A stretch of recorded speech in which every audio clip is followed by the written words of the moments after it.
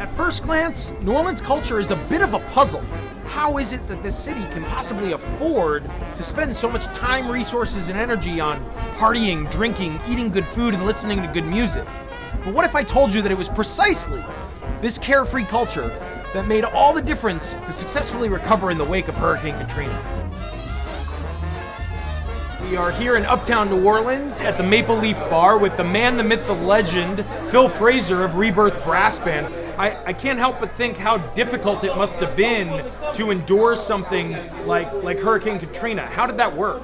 Well, first of all, we're a traveling band. We've been around for 31 years. We already get ready to hit the road when Katrina had stopped. It took about 2 days to be back on the road. It took about 2 days to get back on the road. That's really remarkable. Did you ever stop and think, like, maybe you guys could just switch to another city? Nah, man. Switch to another city won't work for Rebirth. Rebirth, a New Orleans band, period. So I started back in 4th grade playing trombone, the sousaphone, and from living in the Tremont area, it was right there, right in my face. Couldn't help but do it.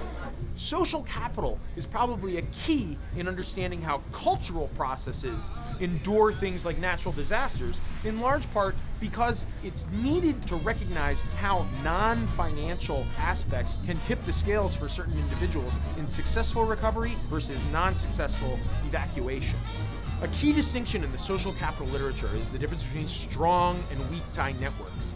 Major iconic figures, people like Kermit Ruffins, the Neville Brothers, Rebirth Brass Band, they had very strong tie networks to the city of New Orleans. Some artists that didn't necessarily have such strong tie networks had larger, weaker tie networks that gave them the ability to go to other cities to make more money quickly and successfully recover. Here we are at Mimi's in the Marigny with General Manager Jennifer O'Blennis. So tell me about the culture that this community, that this neighborhood has fostered post-Katrina. What type of music has come about, and what role has Mimi's and sort of your job here played in that?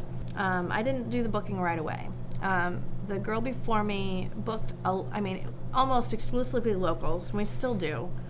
There's occasionally a traveling band that a local band will know and be like, hey, let's get them in. And of course, I'm going to take a recommendation of somebody that I know and trust. Ever since Katrina, that scene has exploded here in town. One of the things we're emphasizing is an idea called social capital. How well you relate to the people, who you know, how much they trust you, so on and so forth. I cater to my neighborhood as best as I can. But at the same time, like, if you don't like our vibe, be nice or leave, you know?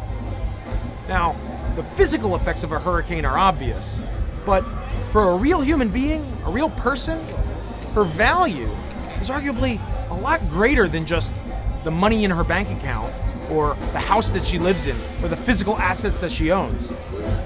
The real power and potentials of a human being are often found in her personal friendships, acquaintances, family, and community. This is what economists call social capital. How it is that people leverage their networks of contacts to accomplish real goals and productive endeavors. And to understand how cultures return after a hurricane requires a deep appreciation of social capital. So if you're enjoying these videos, be sure to subscribe to the Learn Liberty Academy and click here for more information and additional videos.